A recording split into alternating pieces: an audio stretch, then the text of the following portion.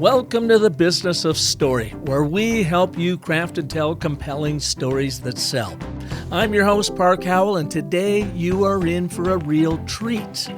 Have you ever wondered what it takes to survive in the insane world of advertising? Cameron Day, author of the acclaimed Advertising Survival Guide trilogy, is here to show you how. Cameron brings 4 decades of experience from the creative trenches, where he's developed crazy disruptive campaigns that have transformed brands.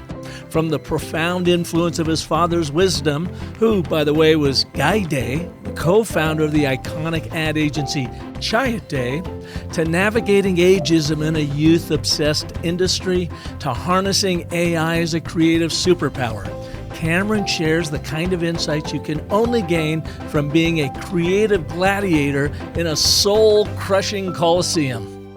From his mediocrity-repelling mind, you will be inspired to find those fundamental human truths that make advertising magic happen and your career extraordinary. Good morning, Cameron. Welcome to the show. And he goes and grabs a cup of coffee and takes a sip of it right before he's supposed to have his mouth empty. Good morning, Park. Thanks for having me. This is going to be a fun conversation. I can't wait. Hey, for the listeners out there, I've been following Cameron on LinkedIn, and he has some really great posts. And one of the funniest, most engaging writers I've seen on LinkedIn. And I just started about a month or two ago when I think we're talking about one of your books, and you had a really, really poignant post about your dad, Guy Day, last week. And I wrote you back for the very first time and said, Cameron, I think I had the same kind of dad you did. Mine was not in the advertising world. He was a civil engineer in the construction world. And then you immediately responded, and we chatted just a little bit. And I said, hey, come on the show. And here you are, not even a week later. So I appreciate your quick response. Happy to be here. And it's funny. I end up writing a fair share about my dad because he had such a profound effect on my life, but he also had the uncanny knack to feed me wisdom in bite-sized chunks so that I never completely processed just how much great advice he gave me until he passed away. Isn't that the way it always works? My dad was the same way, and he would never come right out and give you advice like, hey, Park, you might want to think about, how he would set it up? He goes, a guy might think about X. Right. And he threw it out there so it was never judgmental, but you knew he was talking exactly to you about something. And he always had these little bite-sized pieces of wisdom that I cling to today. Well, I think what came in particularly handy for me, Park, is you could look at me and think that's a guy who looks like he should be on a skateboard ramp. Like I've always been kind of this is just who I am. And I think there are a lot of assumptions that get attached to that quite quickly. And I think what my father did is he really made me appreciate discipline and a lot of fundamental stuff that might not look like it's locked inside this noggin. And in a funny way, I think he kind of understood who I was and kind of programmed me to be the antithesis of what my shell might tell you I am. And I can't tell you how much of a profound effect it's had. And the other thing that I'd tell you real quickly is he didn't program me to have the ethos of Chiat. He almost programmed me to have the opposite. And what was the ethos? If you don't come in on Saturday, don't bother coming in on Sunday. Chiat day and night, right? There were all these hard-working, nonstop. I mean, those were the old days. Well, and the funny thing was, the way my dad looked at it, he said a lot of that time it's all a way of couching sloppy work habits into something that's supposed to be celebrated. And he said, if you can't have a happy life and have a happy marriage and having an ad career and make them all work, that's on you. Now, why was it that your dad was always kind of in the background? I mean, you always heard about Jay Chiat and Lee Clow and the amazing work they're all doing. The day was always in the background. He didn't need the spotlight. He didn't want the spotlight. The greatest irony I can tell you about my dad is if he knew I wrote 3 books ostensibly about all the advice he gave me, he would be embarrassed. And he'd say, that's not a book. That nobody cares about that stuff. But I think the truth is a lot of people care. But they do. Yeah. Yeah. So did you always know you were going into the ad world? And I think you've got a brother in it I as do have a well, brother. right? My brother is, on all accounts, the most gifted writer in my family. I'm probably the most disciplined writer in our family. And what works better, giftedness or discipline? Well, I know what my vote would be. You're looking at a 64-year-old working copywriter slash creative director slash whatever you want to call me. I guess I don't think too much about ageism because it doesn't seem to have affected me, at least to the same Mm-hmm. degree that it's affected a lot of people my age in this business. And I think a lot of that also has to do with the things that my father, the fundamental things that he drilled into my head about how to prioritize. Can you give us some examples? I can give you an example very early in my career. I think I'd been in the business for 2 years. I announced to my dad that I had asked my girlfriend at the time to marry me. And he kind of sighed and he said, sit down for a minute. And he said, okay, you're just getting into the advertising business. And I'm going to tell you that I think you're engaged to a wonderful human being.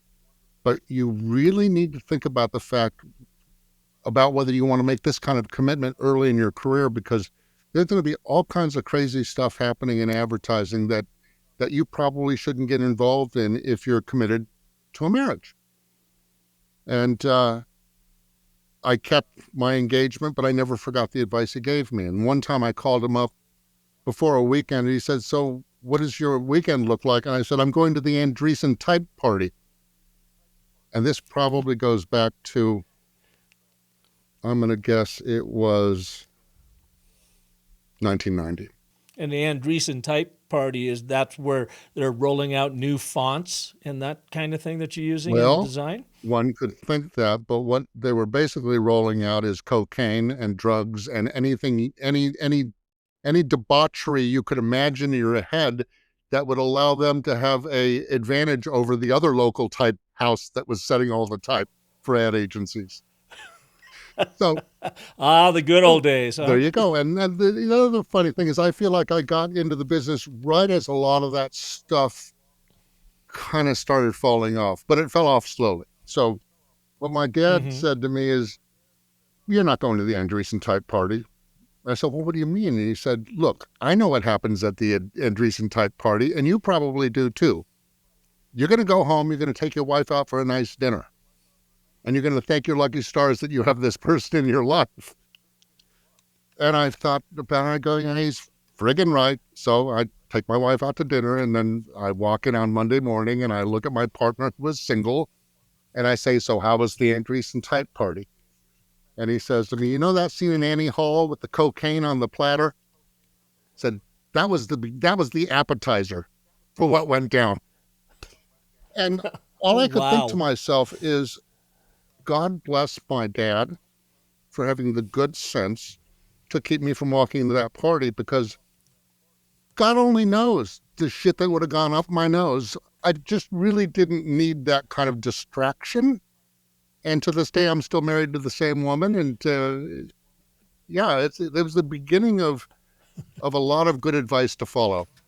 Did you ever work at Chiat Day? I freelanced for Chiat Day and actually was offered a job to run the Infiniti and Nissan businesses, but I had never personally wanted to work at Chiat Day, and it was a point of pride in the beginning, but also a pride of understanding. I felt I had a lot to learn about this business before I was executing at the level of Chiat Day.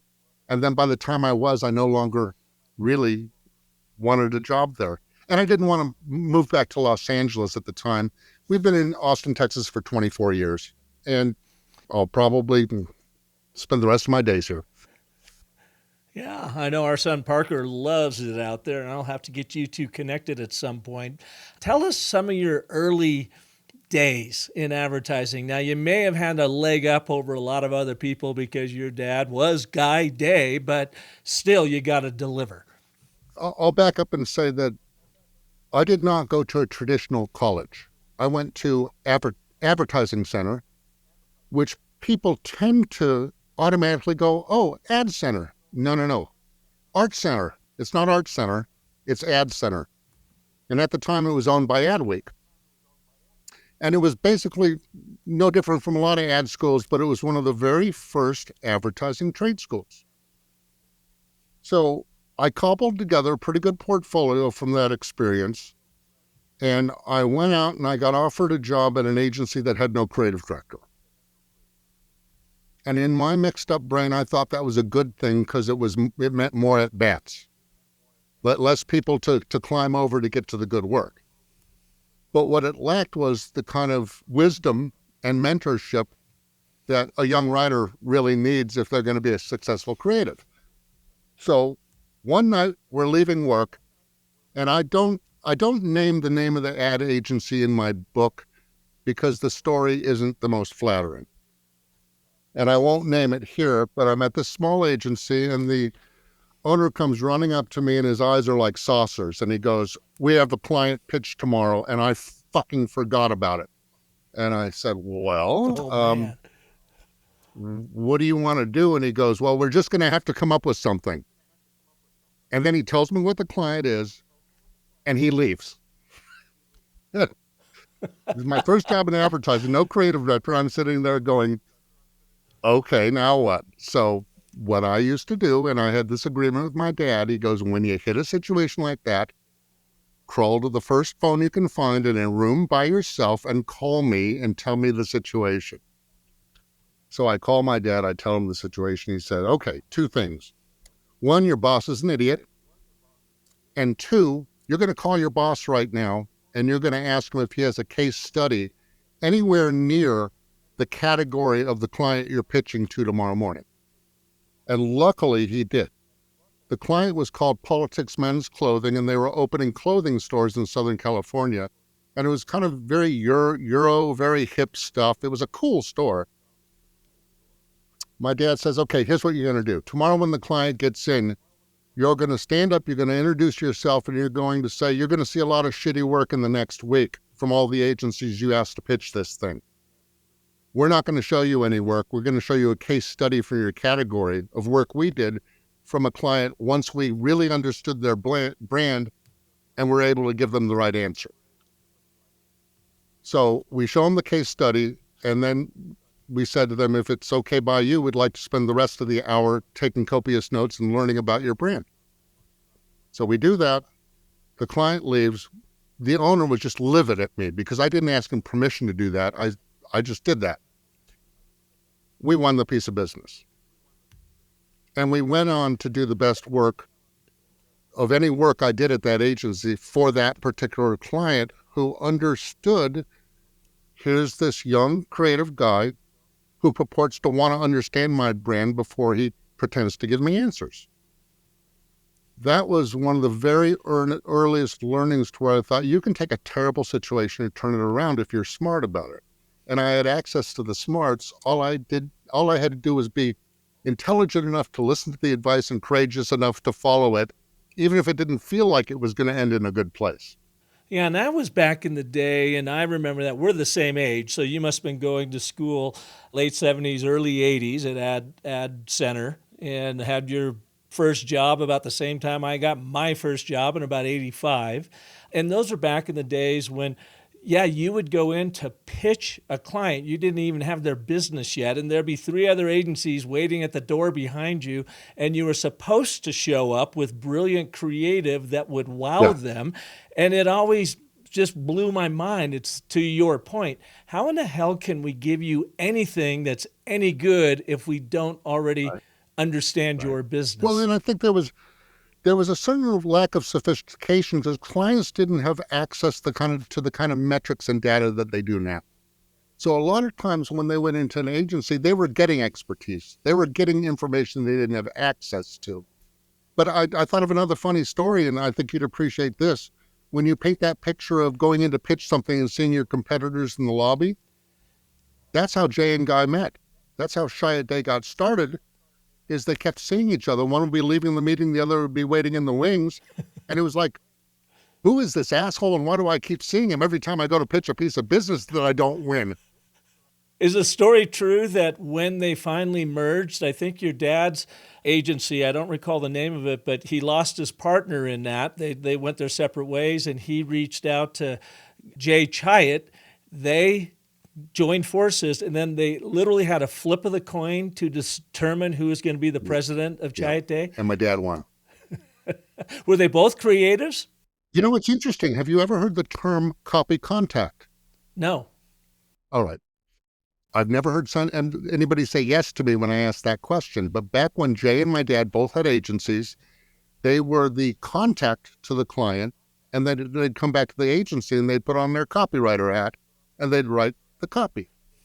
And if you think pre-Doyle Dane Bernbach, it was Doyle Dane Bernbach's concept to what if we took the graphic designers in the art department and locked them in the room with the writers, and together they came up with concepts.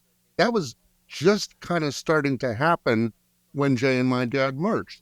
So both of them were writers and both of them were client contacts. But I think the real brilliance of what they did is they hired people better than them. I think that's the one rule. They probably disagreed on 1,000 things. But the one thing they didn't disagree over is we're going to hire people who are better than us, and we're going to do the best work in Los Angeles.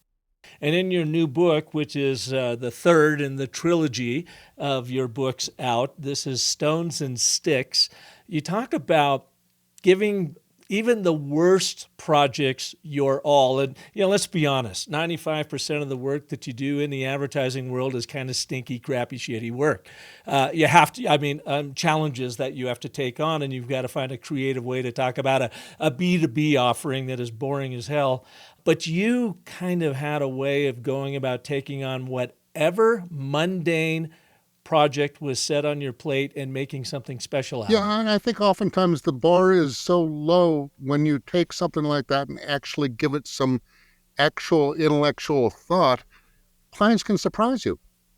I think it's so easy to just mail stuff in or study metrics or look at best practices without asking, okay, what is the best way in? What is the most interesting way in? And what I would say is, I love getting stuck in a box. I don't care how restrictive it is. I will always look for a way out of that box that'll make people think, I never thought of it that way. Or what an interesting take on it. Or at the very least, that's one of the coolest ideas I've seen for my B2B. I said B2B, I mean, that's correct. I said B2B. Sometimes I say B and B when I mean B2B. Business to business, which is often boring to bored, right? Well, yeah, and I've helmed B2B agencies, and I found it to be extremely challenging. But I've never stopped a philosophy of trying to take work forward that is intelligent but scares a client. And I go, because at the end of the day, whether somebody likes or hates this, if they're talking about it tomorrow, you've done something. Give us an example of that. I had a client at the last full-time job I had. It was a Franklin County Health Services was the name of the brand. And we had just won a project for them, and we had flown out to Franklin County, Ohio, and we met them. And on the plane back, COVID happened, which is to say, I got off the airplane. I remember looking at streets of China that were completely empty and that everybody was staying at home. And I thought, wow, this is unreal. I went into the agency, and the client we were supposed to get back to the client about a month later, do a formalized briefing process, and then do an awareness campaign for opioids. The client called like 3 or 4 days later and said, we have a real problem. And the problem was the minute home isolation happened, opioid overdoses just blew up. I mean, they went from I think they were having 2 or 3 a week to having 2 or 3 a day. And they said, we've got a major problem. Is there any way you can help us figure out how to let people know in Franklin County that Narcan is available for free if they go to our website. And I remember we were shorthanded at the time because an art director had just left the agency. Not their problem to solve, but it was my problem. And all my teams had been sent home and everybody had assignments to work on. And I was sitting at my kitchen table and I thought the best thing I can do right now is figure out an idea for them that'll work, but to get this assignment off our plates so that we can focus on other real assignments. The budget was $20,000 all in. So I'm thinking about it and I go, okay. And there was a very good planner who was working on it with me. And we got on the phone, we had a quick chat. And he said, isn't it crazy how everybody's going crazy over toilet paper all of a sudden? And the minute he said that, I go, what we should do? We should wrap toilet paper and give it away for free in the counties where opioid use was the heaviest. So that was the genesis of the idea we had. And then we thought a little bit more about it and said, well, we could do the same with pizza delivery boxes. Instead of the graphics being for the pizza company, print the boxes to where it has messaging about free Narcan. And then we had the same idea for napkins to be delivered with food delivery and even bags. So we went to the client with that idea and they said, great, let's do it. Remember, we're moving really fast. So I think we were like 2 days into this idea and the client had bought it. I go to the website and I'm studying this and I'm thinking about the CTA, and the CTA was go to franklincountyhealthservices.org. And I realized, oh my God, you have to put your home address into this website or you don't get the free Narcan.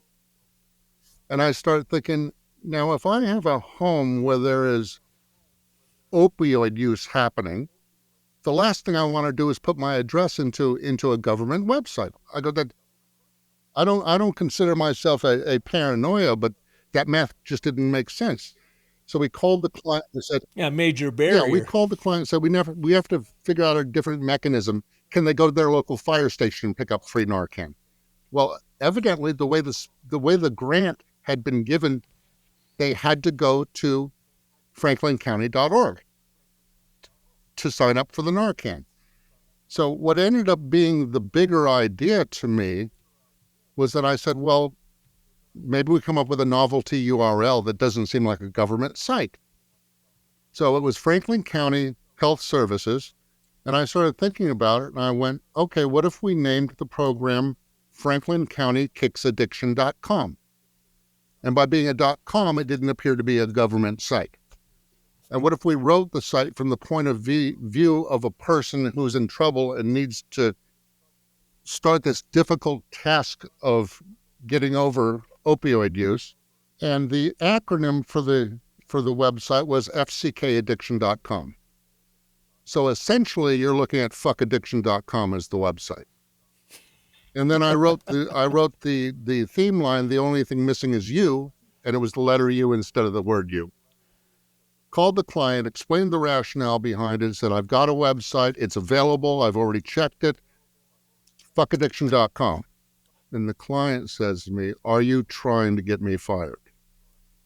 And I said, well, no, I'm trying to drive as many eyeballs to this as possible. And even if you had to pull it down in 2 weeks, trust me, it'll get the word out there. And her response was, well, I don't necessarily agree with you, but I'm certainly willing to hand you to my boss who will grind this idea like hamburger meat. And I said, absolutely, I'll take the heat. So we set up another meeting. I call the head of Franklin County Health Services. I first take him through the toilet paper idea. I then tell him about the URL problem as I saw it. I present the URL to him, and he is completely stone-faced to the whole thing. And I'm thinking to myself, pardon my French, I'm so royally fucked. And we get to the end of it, and it's time for him to weigh in. And he says, I want you to know something. I've been at the helm of this for 8 years. And for 8 years, I've watched opioid use get worse and worse and worse. And nothing we have ever done has seemed to make a difference. You just made a difference. I'm buying it. And they did it. That is and awesome. Narcan, you had the courage and to go for it. Narcan requests went up 740%. Remember, we spent $20,000. awareness in Franklin County, Ohio, 2/3 of all residents knew about the website. And the reason why they knew about it is many of them were lobbying to pull it down immediately because it was so objectionable in their minds. But you were being disruptive. Just had Mark Schaefer on my show. I don't know if you know who Mark is. He's just a very brilliant marketing guy, consultant, so forth. He's come out with, I don't know, his 12th book, all bestsellers, called Audacious. And in it, he talks about these kinds of campaigns that are audacious, that have a risk, take a risk. They make you sweat, but they hack through the noise and hook into the attention of an audience that is completely bombarded by content.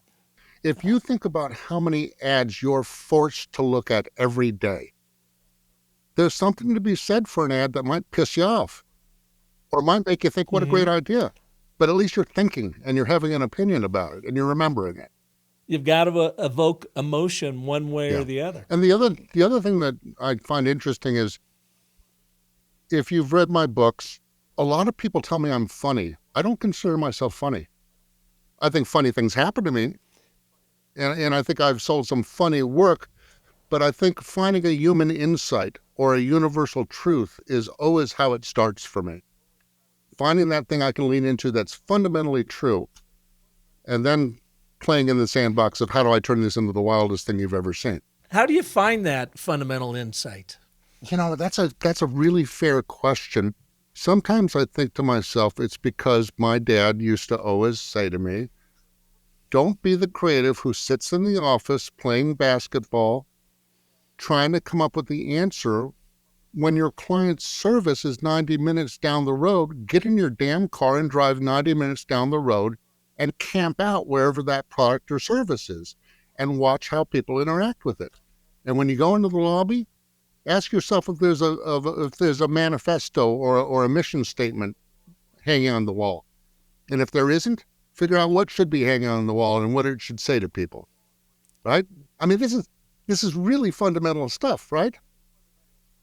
But from the very get-go, I would do that. And I remember being on a healthcare brand where I asked if I could interview call center employees. And a whole campaign grew out of call center employees, because the minute I started talking to them, I realized the same thing I realize anytime I go to a hospital. Saints are still out there in this world, and they're doing jobs I've never wanted to do. And call center employees, like I heard the story of a woman who called, and she was panicking because her young son pushed a marble up one of his nostrils and it got stuck in his nose. So I go, what a great story. I ended up doing a print ad about the story, and when I told the client about it, if I had made it up, they would have gone, no, that's just stupid. But I go, I had this conversation with so-and-so, and she told me the story, and I'm going to retell the story as the print ad, and all of a sudden, what a great print ad. It's like, I guess sometimes it's just that you're not making stuff up. You're just holding the mirror up to reality in an interesting way. Yeah, you're both an investigative reporter and an anthropologist out trying to uncover what that fundamental truth is. And if I were to give you one more, when GSD&M won the Land Rover business, there were contract negotiations, which always happen. I think it's called an arbitration process. They're just finalizing the contracts. And Land Rover says to GSD&M, okay, there's a provision you need to be aware of. We won't spend over $550,000 on any TV spot. We don't care what it is. Do not show us a TV spot that costs more than $550,000. Now, granted, that's a lot of money, even back when the conversation took place, but nothing burns money faster than a car commercial, because you've got locations, you've got cars. A lot of times you have cars that have been repainted to the color the client wants.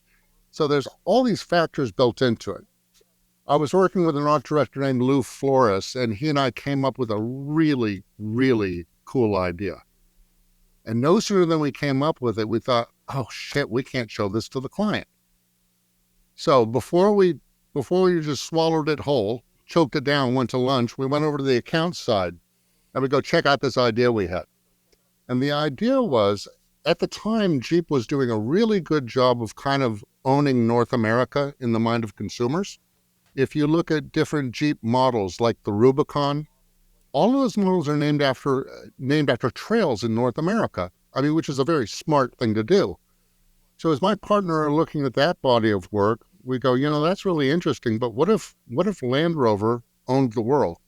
And at the time, they had vehicles on every continent. And we thought, oh, holy crap, that's a truth right there. Sure, Jeep may own North America, but we own the world. So we had the positioning line, the most well-traveled vehicles on Earth. And with that, we had the idea of doing a Land Rover Discovery commercial, and our insight was our client wanted nothing more than to show a beautiful brand new Land Rover Discovery pulling up to the valet stand of a restaurant and well-dressed people getting out of it because they wanted to be upscale. So what we thought was, well, isn't it interesting that at any moment in time, you could go to every other continent and something more interesting would be happening than somebody pulling up to a valet stand. So we had the idea of what if a camera lens could pop up out of the ground, go over a Land Rover Discovery, and you see the vehicle and you see the situation happening around it, go back into the ground and appear to pop up on the other side of the world. A series of scenes like that where we did archaeological digs, we had a discovery on a pontoon being pulled across a river. We just did the wildest visuals we could possibly think of. Disaster relief missions, Paris to Dakar off-road races. And when we showed it to the account people, they went, oh, God, that's such a good idea, but there's no way we can show it because of that budget restriction. And then a young account person, and I don't remember who it is for the life of me, and I wish I did, said, oh, that really sucks that we can't show it to them. We should bring it to the meeting and refuse to show it. So that's what we did. Fast forward to Bethesda, Maryland, portfolio in hand. We're very thrilled to be here today. We have 4 TV boards in that portfolio, and we're very much looking forward to showing you 3 of them. And the head client says, what did you just say? We said, well, we can only show you 3 of the 4 spots. And he goes, well, what's wrong with the 4th spot? And we said, well, the only thing wrong with it is you can't afford it. And he said, oh, I'll decide that. Show me that board. Out comes that board. We show him the spot. We didn't even bring out the other 3 boards. He said, go back to your office, sharpen your pencil, and tell me how much it costs. So we go back to the office. We come back to him. It's $1.3 million. And they sign off on it. And part of the reason they signed off on it, it was able to run globally. That is amazing. So you just absolutely played to their curiosity. Yeah. And I think, like, what the hell you've got in there? I can't show it to you. It's too much money. Well, let me see it. And they didn't look at any of the other concepts. No. They were so engaged by the idea because we were able to go, they go, well, how are you going to do this? We go, well, it's never been done before anywhere we know of. So that's a good question. We're going to have to get back to you, but we know we can't do it for the budget you're talking about because we have to go around the world to shoot this. So Cameron, with concepts like that, big ideas like that, playing off that fundamental truth, why, to me anyways, and just watching the most recent Super Bowl and the commercials there, which is supposed to be the Academy Award platform of commercial making, so many commercials these days are just bland and boring, and there is not a big idea behind it. It's more like there are a bunch of extended TikTok videos to throw a bunch of stuff at you and give you a logo at the end of it. Well, I think a lot of the Super Bowl commercials are for shit nobody... I mean, I don't know how I would sell you a Dorito chip. I'm sorry. There are certain categories, but at the same time, I just feel like I could tell you stories all through this whole hour, right? I know you could. I'll give you an example. We were pitching the 7-Eleven account at GSD&M. And technically, I was a group creative director on Land Rover. I had no business working on it. But one of the things I always did is I would keep my nose kind of lifted at things that I found interesting. And when I heard we were pitching 7-Eleven, I went to the creative director and I said, I'm volunteering to work on it. And he said, aren't you running the Land Rover business? And I go, yes, but if I work on your business, I'm not stealing crumbs from the kids, right? Ended up selling a commercial based on the idea that 7-Eleven has craveable cooked foods, right? That's my example of a Dorito chip. How the hell do you sell craveable cooked foods at a 7-Eleven when I wouldn't eat that? You couldn't pay me to eat it, right? So my partner and I, and this is a very common thing for creatives, we start fighting the brief. And then I realized, you know what? We're going down the wrong path. Let's drive over to 7-Eleven and camp out in front in our car and wait till somebody buys it and ask ourselves, who is that person and why should we care? So we go and we park in front of a 7-Eleven. We're there for probably half an hour before some guy walks in, buys a 7-Eleven taquito, comes walking out the door, and I look at Lou and go, what do we know about 7-Eleven taquitos that we didn't before? And Lou goes, that guy looks stoned. And I go, yeah, he sure as hell does. I think he bought a $3 joint and still wanted to eat, so we bought a couple of $2 taquitos from 7-Eleven. So all of a sudden it dawned on us, oh, what if we treated stoned people as the demographic? So then we started having a conversation of what the funniest thing we've ever seen stoned people do in front of us.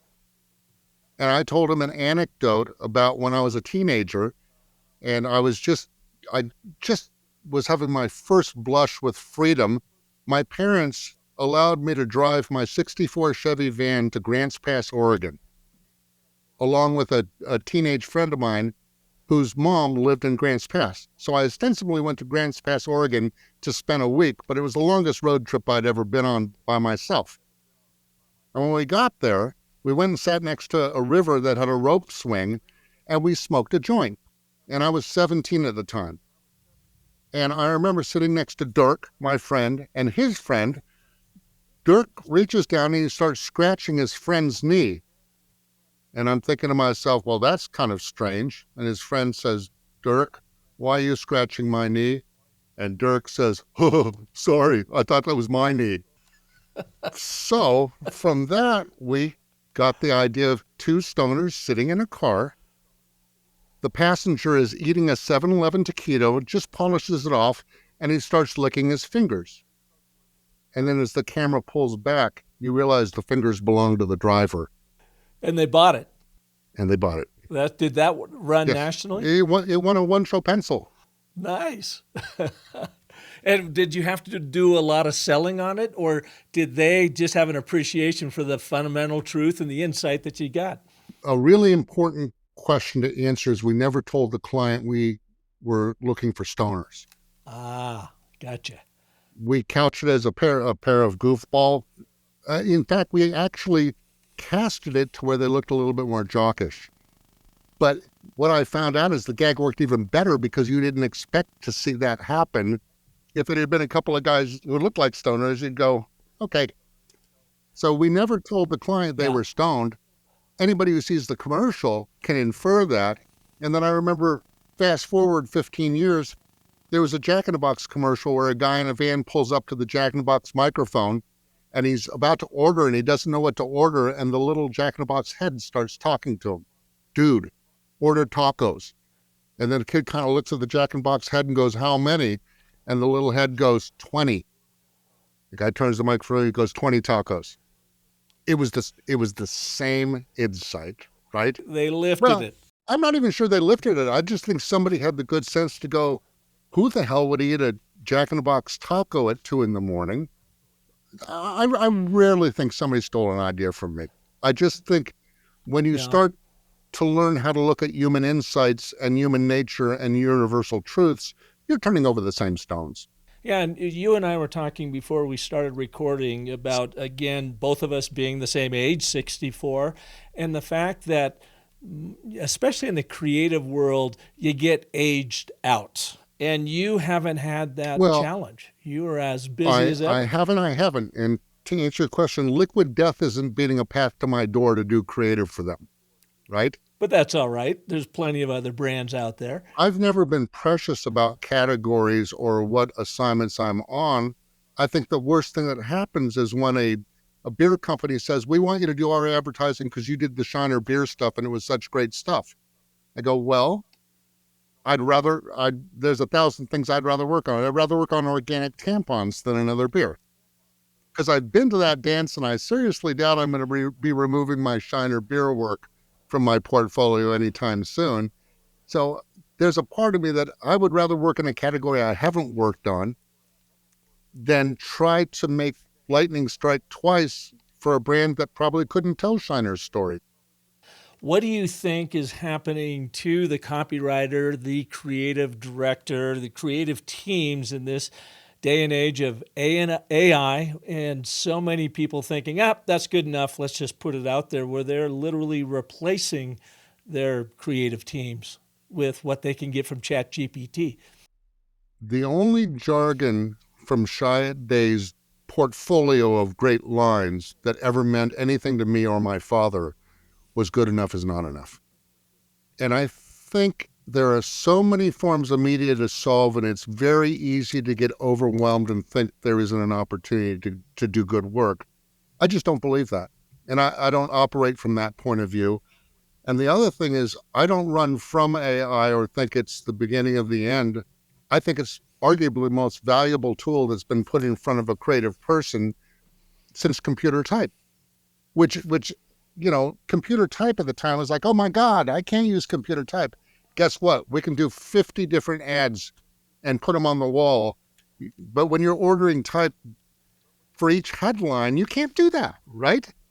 And let's put that into context, because a lot of our younger listeners aren't going to appreciate what you're talking about right there. And I will start that by saying the very first technology I saw get introduced into our line of work was the fax machine. To be able to send something across telephone lines across the city to a customer and not have to run it over there yourself was mind-blowing. And at that same time, going back to what you're saying, is the art director would lay out, pencil out what an ad would look like. And then they would often order type from a type house, Andreessen, have it delivered, mock it up without the party and sometimes with the party. They would have to cut it out with X-Acto knives. The leading, they would have to kern it and let it themselves a lot of the times, mock it up, and then you take it to the client and they like it, they don't like it, or they have revisions to it. They've got to then order up all that type again, bring it in, get the X-Acto knife out, the spray mount, cut that thing, get it in there straight, parallel with each other, and then send the ad out to have it, the photo work done on it, so they could actually create an ad slick that had the different layers of colors on it, so the printing could, it's so Flintstone in this day and age of the Jetsons that we live in, that when, I'll never forget this, Cameron. I was working for a guy by the name of Sandy Peterson Communications, small agency in Phoenix, and Mac was coming out with these computers. I'm like, dude, we've got to get a computer. And he's like, I don't think, we got your Selectric typewriter. You don't need that. What the hell? So I went over to Kinko's. I pulled $25 out of my pocket for an hour to work on a Mac. I'd never been on a Mac in my life, had no idea what I was doing. They were kind of showing me how to do it.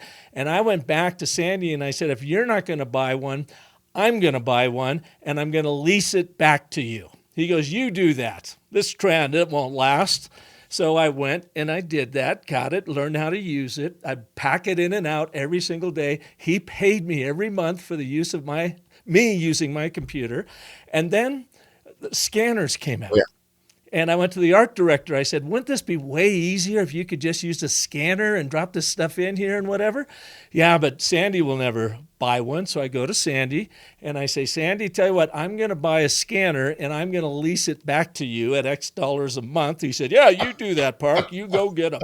And I brought in and I literally outfitted my boss's creative department and leased the equipment back to him until the day I left. I took my computer with me and I gave him the scanner because he had paid for it tenfold over. Great story. But that was, you and I have grown up literally from the Flintstones to the Jetsons. When I think about being a creative, we can make things now we couldn't make before. I can sit down with AI and write 3 times as much stuff as I could without it. I don't look for it to give me answers. I look for it to prove ideas to me. Sometimes they prove out, sometimes they don't. But that can happen in an hour instead of 6 hours. And the other thing is, AI has never thrown a hissy fit because I asked it to work on my idea. Or to work Saturdays or Sundays. Correct. Well, it's funny, because I'm freelance, I will happily work Saturday and Sundays knowing that my day off is going to be Tuesday and Thursday. It really doesn't matter to me. And I also enjoy it. Yeah, I'm with you there. Now, with AI, I think that it replaces the blank page and the blank Correct. stare with inspiration. Yep. And I can also tell you that I can use it. I refuse to acknowledge the concept of writer's block. It doesn't exist in my world. But I can sure have idea block. And you're absolutely right. AI can help me with an idea. Like I was doing a presentation for AI, and I needed a fake assignment for it. And I asked the client, what would be typical of what your in-house department would do for you? And he said, on any given day, you might be asked to do posters for 24-ounce mugs of PBR for $5 on draft. I go, great, stop there. I'm going to make that the assignment.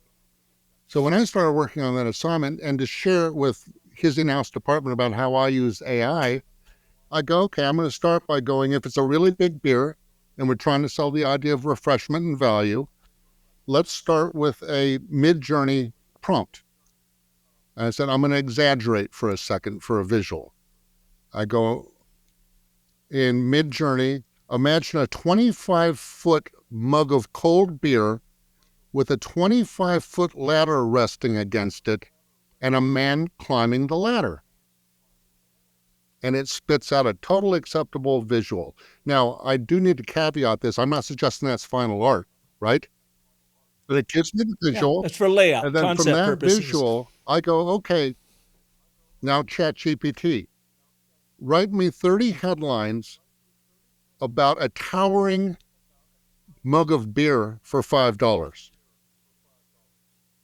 And it writes 20 headlines for me.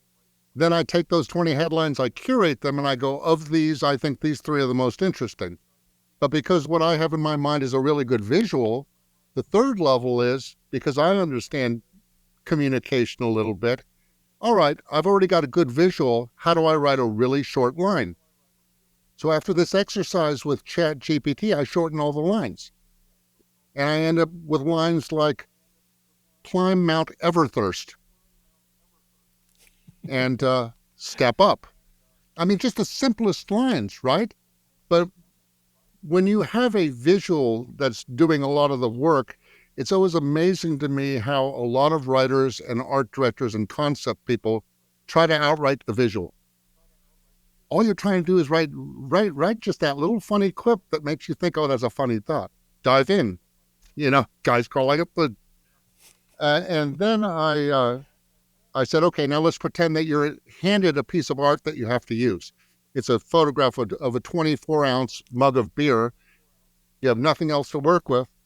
I go, okay, ChatGPT, if PBR didn't stand for Pabst Blue Ribbon, what are some things it could stand for, keeping refreshment and value in mind?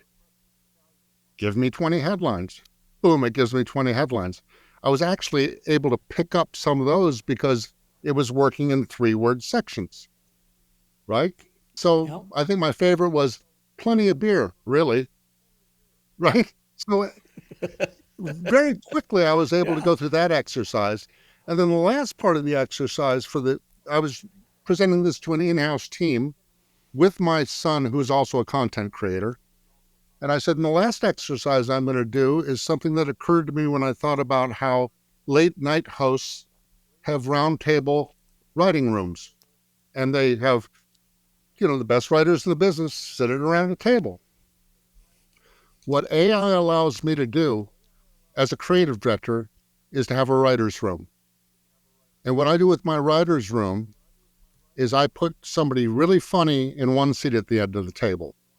I go, okay, put David Sedaris in that chair. Then I go, all right, now who's a great poet? Okay, put Maya Angelou in this chair. Then I pick a fictitious character. I put Homer Simpson in that chair. And then I take another person, I put him in the other chair, and I'm looking for people with divergent personalities. And then I throw an idea onto the table, and I see what each of them does with it. And the outcome's got to be really fun. I have gotten more great shit by Homer Simpson because Matt Groening, the writer behind that, is brilliant and funny. But because he puts it through Homer Simpson, it's usually kind of very funny in a base way.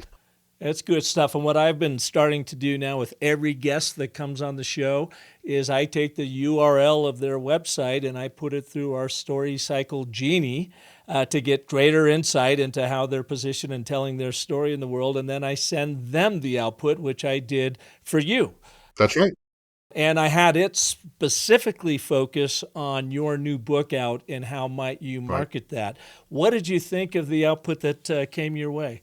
Same way I feel about AI in general. It can be as scary as it is fascinating, right? There are aspects of what was revealed from that process that I thought was really good. And bear in mind, I'm often asked to simplify things and boil things down to their very essence. And the most meaningful thing I got from that exercise is the word at the end of this when you suggested, well, what you really could position yourself is a sage. And for all the words I've used to describe what I do, I've used mediocrity repellent. I like that one. But when I saw sage, I was thinking, okay, that might not be the kind of thing I say about myself, but I thought the insight was just fabulous. What a great word. Now, I still need to dig through and read everything because I felt what that process did is it took apart something very complex and gave me a lot more ways to think about it. And what I did is I uploaded your URL to your website, as I mentioned, and I also went to Amazon to where your book is, and I used that link, and I used your LinkedIn profile URL, and that's all I fed into the Genie, and it gave me 17 pages of your overall brand narrative to how that brand narrative should be used to your number one audience, down to a landing page copy specifically to sell that number one audience your book. And Cameron, it gave it all to me with me doing just a little bit of prompting because I didn't know anything about you, so I couldn't revise anything. In 5 minutes, I had that complete output. It's just fascinating to me what you're doing. And I think there are so many clients who struggle with being able to tell their story. And sometimes those clients can be a creative director or writer with 40 years experience, right? It's really hard to step back and look at yourself through fresh eyes. When you're in the fog of war, you're in the trench, man, you just can't have an unbiased opinion about yourself. Yeah, it's really interesting. And I think something a creative director said to me years ago, he said, the image you have of yourself, of who you are, is not always the image other people have of you. And I think I had an existential crisis when he said that to me. But there's a lot of truth in it, right, Park? Yeah. Well, I had Greg Shepard on the show. The guy is a startup exit phenom. I mean, he sold one of his 24 companies to eBay for $920 million. And he just came out with a really great book called The Startup Life Cycle. And I've worked with Greg a little bit in the past, and I took him through the Genie, and he gave me a really great line, Cameron. He goes, because I say, now you can let your brand genius out of the bottle with the Genie that will provide you unending wish requests depending on, what you tell it. And he said that just what you're talking about there is that people can't see the label from the inside of the bottle. What a fabulous one.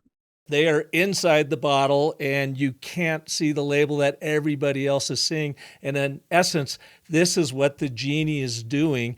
It's revealing to the world how you are showing up. It's revealing your brand label, whether you like it or not. And it's, showing you gaps. It's showing you opportunities. It's sharing inspirations on how to communicate your message. And in your case, it was boiled down to one thematic word: of Sage. Yeah.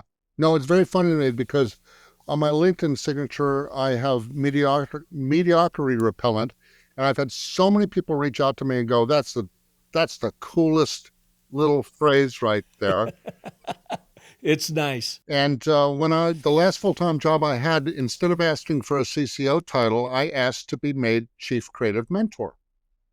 I will no longer use the M word because I think it's meaningless. Mm-hmm. I think it's been rendered meaningless by people who take it as a handle, but they're not really living it and they're not really exercising, right? But at the time, when I asked for that title, the agency was like, really? And I said, yes. And the reason why is I knew I was well on my way to writing my trilogy. And I knew at some point soon, I was going to move back to that dream. So they gave me the title, and probably the creative guy I respect more than anybody in the world shot me an email and said, you have to tell me what a chief creative mentor does. Please call me. And I thought, one of my heroes just called and asked to have a conversation with me about this crazy title I talked somebody into giving me. That is so cool. And I mean, in your trilogy, you are indeed a mentor. And we're coming at the top of the hour here. And I just wanted to say thank you so much, Cameron. This has been such a blast. I want to have you back because I want to hear some more of these stories. You've got amazing stories throughout your career. And they're so much fun because everyone has a business point to it. So you must have got that from your dad. Well, if it wasn't for my dad, I wouldn't have been able to write a 3-page essay, let alone 3 books. Yeah, the other thing about my dad was he was not the guy who said, look, just ask me for advice. He said, you have the opportunity to seek out mentors at every step of your career. Just have the good sense to do it. Ask the president to lunch. Ask the head of media to lunch. Ask the executive producer to lunch. It's as much a novelty to them as it is to you, and they'll say yes.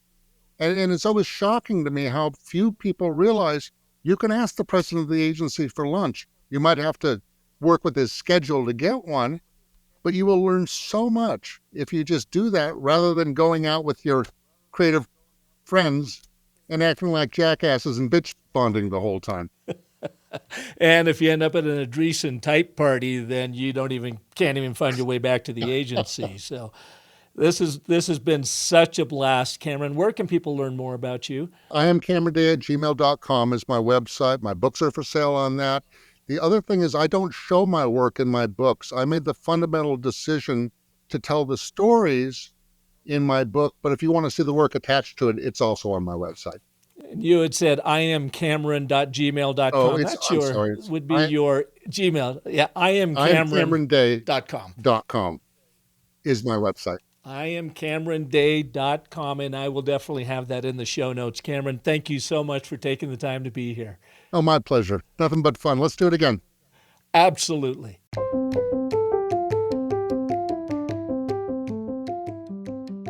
Thanks for listening to my conversation with Cameron. If you loved what you heard, go ahead and share it with anyone you know that would benefit from his wit and his wisdom and his crazy maniacal approach to advertising. Listen, if you haven't yet signed up for the launch of our Story Cycle Genie, do it now. You will get the bonus of being able to take our ABTs of Storytelling micro-training course for free, plus some other bonuses coming when we launch in just a few days. You can join at businessofstory.com/storycycle-genie. That's all one word, Story Cycle, then a dash, then the genie. Hope to see you there. Join us next Monday when international storytelling coach Bernadette McClellan, founder of the Deliberate Disruption Academy and author of Shift and Disrupt, Stop Selling Widgets, Start Selling Wisdom, will show you how she uses storytelling in sales to stand out, get noticed, and close the deal.